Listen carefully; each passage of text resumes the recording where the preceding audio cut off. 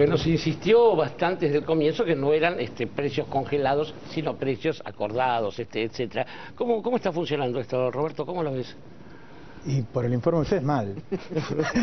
Son al azar, ¿no? Yo no lo hice el trabajo. Pero sí, digo, la verdad es que si solamente se cumple en el 60% sería bajo. Debería ser. Yo sé cómo trabajaron. Y la verdad es que trabajaron bien, porque trabajaron con toda la cadena de valor y acordaron una cantidad de precios que se podía acordar. La idea no es controlar todos los precios, sino controlar una cantidad de precios que después tienen tantos similares, ¿sí?, que se genera una línea de referencia. Esto no lo inventaron ahora, esto se inventó en Francia hace 60 años, ¿sí?, y funcionó muy bien. Tenemos un problema en Argentina de concentración del comercio muy grande, muy grande. El poder que tienen estas cadenas de supermercados que incumplen, un acuerdo que hicieron hace 20 días, sí, es muy fuerte. Es muy fuerte. La capacidad del gobierno luego para castigar, sancionar, sí, tiene que ir a la justicia. Tarda años, se trabaja mucho sobre eso. Yo creo que en Argentina hay que enviar un proyecto al Congreso nuevo, con una ley antimonopolio, con cláusulas de abuso de posición dominante, en donde después sea mucho más fácil trabajar en la justicia sobre eso. En Argentina es mala palabra el control de precios de alguna manera hay prácticamente en todo el mundo. Francia, Alemania, Holanda tienen enormes historias. Francia hoy mismo sigue teniendo un departamento con 2.000 agentes para controlar precios. Estados Unidos salió de su crisis como el Galbraith y todo esto. Absolutamente. No digo que se baja la inflación solo con esto. Digo que esto es necesario, más en un país donde está tan concentrada la producción, la comercialización, una historia de inflación. En Argentina hay inflación fuerte, importante desde el primer gobierno de Perón, desde los 40, desde la primera vez que empiezan a consumir la mayoría de los argentinos, digamos, ¿sí? Cuando hay alto consumo siempre se recalienta la economía. Hemos tenido inflación, la mayoría de los años desde esa época hasta ahora la inflación fue superior al 60-70% anual. Hoy se hace mucho ruido cuando la inflación pasa del 20 al 22, del 22 al 25, ¿sí? Esa fue la inflación histórica en Argentina. Solamente no hubo inflación en la época de Alzogaray y en la época de Menem, en donde se destruyó industria y se destruyó mucho empleo. De todas maneras, tiene mucho que trabajar seguramente el gobierno, y yo lo trabajaría desde lo legal. Yo enviaría al Congreso una nueva ley antimonopolio con cláusulas para que no pase esto. Está muy bueno, la verdad que está muy bueno el laburo que hicieron. Los medios no le están prestando atención porque lo ningunean al control de precios, ¿sí?, como si nunca hubiera sido efectivo, y no es cierto. En Argentina fue efectivo el control de precios. Me parece que yo te hago una tapa a un diario con esto. Es muy bueno el informe que hicieron, pero seguramente Augusto Costa, el secretario de Comercio, va a tener que ver de qué manera, con las pocas herramientas que tiene el Estado en este momento, para sancionar a estos supermercados, ve si lo puede solucionar eso. Mariana estuvo haciendo este relevamiento por su cuenta también. Sí, a mí me costó conseguir el aceite Natura, y lo que estaba pensando el otro día, yo decía como muchos se burlan de las notas de servicio, pero que en realidad si uno tira de ese piolín llegás a las grandes discusiones de la Argentina, y pensaba en este ejemplo tan chiquitito del aceite Natura. ¿A quién pertenece? Pertenece a Aceitera General Dehesa. Claro, es una de las empresas más importantes, cuyo presidente es Roberto Urquía. Roberto Urquía fue un senador peronista que coqueteó con el Frente para la Victoria, tenía un buen vínculo con Néstor Kirchner y con Cristina Fernández, hasta la 125. Ahí mostró realmente quién es. Su papá...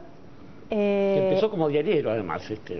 Claro, y su papá, él fue intendente, y su papá también había sido intendente, electo en 1973, pero el cargo lo mantuvo durante la dictadura también. Quiero decir, uno tira del piolín del control de precios con un dato tan chiquitito como el aceite y te vas a la historia de los últimos 30 años de la Argentina, la concentración, la dictadura, la política, quién estuvo de qué lado en cada circunstancia. Entonces, efectivamente coincido que se ningunea puntualmente esto, pero yo creo que también se ningunea porque lo que no se quiere hacer es que todos empecemos a tirar del piolín de, por ejemplo, va una ama de casa un sábado a comprar aceite Natura y no lo encuentra y se pregunta por qué no está. Primero tendría que tirar del piolín de Alfredo Coto, que fue el que levantó la perdiz del tomate. Hay tantos piolines. Orlando Barone. Sí, pensaba que en los días que estuvimos comentando acerca de este tema, aparecieron conceptos como concentración alimentaria, concentración de la producción agroganadera, concentración supermercadista, por lo cual aparecía el Estado como vulnerable, tal cual le explicaste vos, o no del todo capacitado para controlar ese magma de intereses en pugna, por supuesto perjudiciales para la sociedad y para... La pregunta que yo te haría a vos, me parece que sos el invitado y que sabés de esto, es si realmente, además de lo que acaba de contar Mariana y lo que vimos en el informe, si esas deficiencias en el acuerdo que hablan de una... en este caso digamos que pueden ser errores, si es 1 o 2, ya la proporción de 40% habla de la intencionalidad, la góndola vacía habla de la intencionalidad. Entonces mi pregunta es, ¿puede el gobierno fortalecer su imagen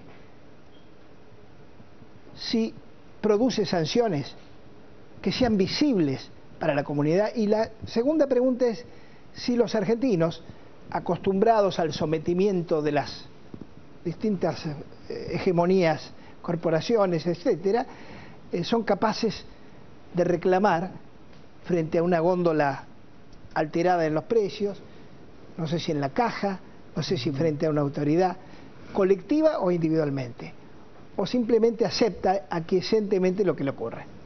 Sí, yo creo que es muy complejo para el gobierno hacer estas cosas. Recién acabo de decir que en Francia hay un departamento de 2.000 agentes. ¿Vos te imaginás si hoy Augusto Costa, el secretario de Comercio, dice, bueno, voy a tomar 2.000 personas para que hagan el control de precios? No sería aceptado por la sociedad, realmente, porque se ha dicho que es una mala palabra. Digo, acá en Argentina se ha protestado cuando se tomaban inspectores para la DGI. Cuando Néstor Kirchner empezó a tomar inspectores para la DGI, que de lo robo la había vaciado, la tapa de los diarios era que se tomaban empleados y se subió la recaudación terriblemente en Argentina. Entonces digo, tiene mala prensa la palabra control de precios, la palabra que el Estado contrate profesionales para que haga este trabajo. La verdad es que no tiene mucho apoyo de la sociedad esto, no tiene mucho apoyo.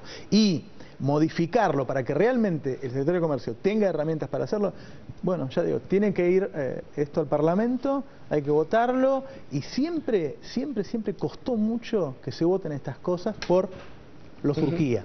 Pero te pregunto, Roberto, porque el tema de la simpatía, yo recordaba recién cuando vos hablabas el tanquecito de la DGI, ¿no? Que era simpático, sí, era como casi como el personaje, obviamente entre comillas esto, ¿no?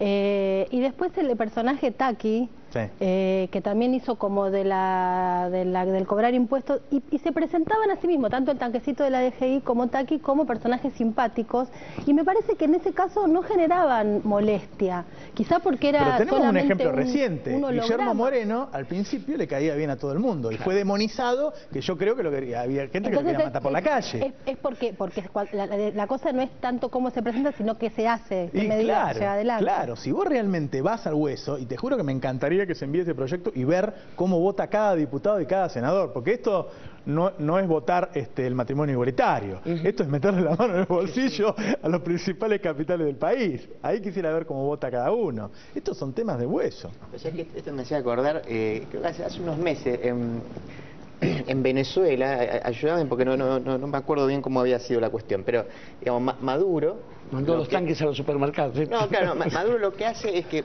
obligó a las grandes empresas a devolver un sobreprecio que habían cobrado, ¿no? En determinados productos. Y lo que pasaba era que los antichavistas salieron públicamente a decir que no querían que le devuelvan el dinero, ¿no? Y yo creo que acá algo de eso se da. Parecería que esto es un acuerdo para los kirchneristas y por lo tanto... tal vez para los pauperizados, bueno, lo que crea una zona de discriminación. Y yo recuerdo, y ustedes lo saben por historia, cuando el primer peronismo inventó, creó, para contrarrestar una inflación más o menos creciente que había, no sé si en el año 52 o una cosa así, el producto Flor de Ceibo. Y recuerdo que en el barrio el los chicos que íbamos a comprar flor de ceibo, cuando había, porque también los almaceneros, no había supermercados, escamoteaban ese producto, se encontraban con que había una discriminación. La gente de clase media próspera miraba con relativismo y ninguneo que los hijos de obreros o de empleados públicos compraran el producto flor de ceibo. Flor de ceibo se le decía a los profesores universitarios. Tengo uno acá que es Edgardo Moca, que no es profesor flor de ceibo. Bueno, no me ofendo si me dicen profesor flor de ceibo. No, hay un detalle que quizás no hace a la ciencia de la cuestión, pero la góndola vacía no es sinónimo de que el producto no está nunca, ¿no? Nosotros estamos yendo en un momento concreto. Eso digo porque a mí me parece, lo que dije la primera vez, es excelente la idea y hay que seguirla haciendo, y después voy a decir una pequeña cosa sobre los medios en este asunto. Pero bueno, la góndola vacía, para saber que una góndola vacía tiene un significado de desabastecimiento, hay que hacer más de una toma, no es una fotografía lo que alcanza. Pero después está el tema, cuando hablamos de los medios y del ninguneo, hay un tema que no lo podemos soslayar, que Sandra Russo lo dijo en las 2 o 3 últimas oportunidades acá, que es que los medios ya no son una planicie donde está solamente, ciertamente es hegemónico el grupo Clarín, La Nación, pero hay una cantidad de medios gráficos, de medios televisivos y de medios radiales que tienen posiciones, digamos, favorables a las políticas del gobierno, y a mí me parece que hay un déficit muy marcado de centralidad de este tema. Las tapas, uno dice las tapas, podría haber habido tapas sobre esto, y tendría que haberlas, digo, ¿no?